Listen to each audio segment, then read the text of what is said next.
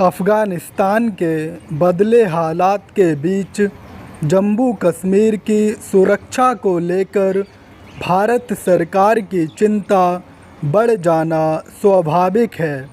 हाल के दिनों में केंद्र सरकार की ओर से जम्मू कश्मीर की सुरक्षा व्यवस्था की समीक्षा के लिए विभिन्न बैठकें की गई हैं। वे यही बताती हैं कि सुरक्षा एजेंसियों को सजगता बढ़ाने की ज़रूरत है।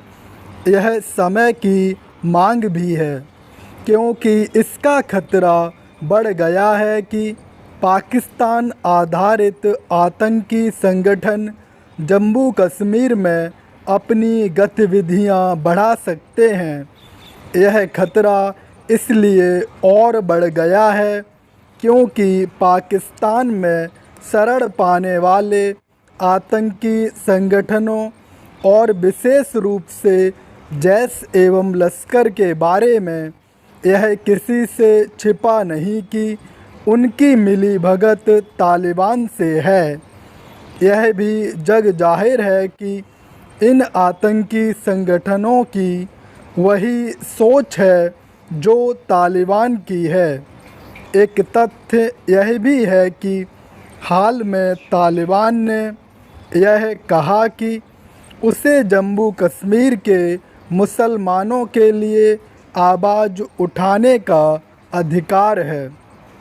तालिबान नेताओं की ऐसी टिप्पणियों के बाद उनकी ओर से की गई इस घोषणा का कोई मतलब नहीं रह जाता कि अफ़गानिस्तान की धरती का इस्तेमाल किसी दूसरे के खिलाफ नहीं किया जाएगा।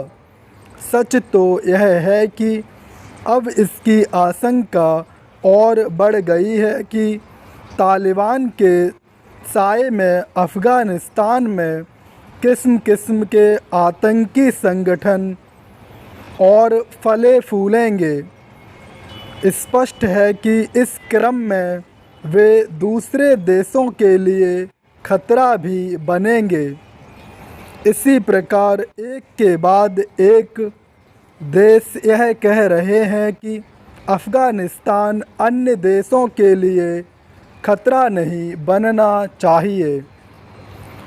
जम्मू कश्मीर में आतंकी गतिविधियां तेज होने की आशंका इसलिए भी बढ़ गई है क्योंकि पाकिस्तान ऐसे कोई संकेत नहीं दे रहा है कि वह कश्मीर में हस्तक्षेप करने और इसके तहत वहां आतंकियों को भेजने से बाज आने वाला है। अफ़गानिस्तान में तालिबान के कब्जे के बाद उसका दुस्साहस और अधिक बढ़ा है।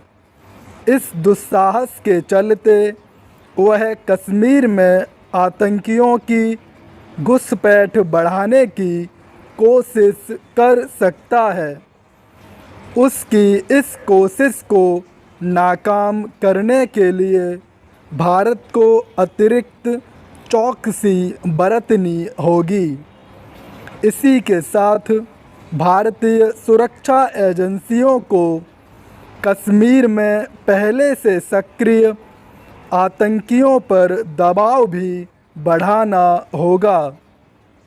हालांकि जम्मू कश्मीर में तैनात सुरक्षा बल सचेत हैं, लेकिन यह भी ध्यान रहे कि वहां सक्रिय आतंकी रह रहकर सिर उठाते रहते हैं।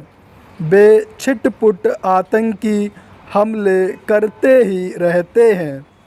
गत दिवस ही राजौरी में एक आतंकी को ढेर किया गया। भारत सरकार को जम्मू कश्मीर में सक्रिय आतंकियों पर लगाम लगाने के साथ ही उनके दबे छिपे मददगारों पर भी शिकंजा कसना होगा।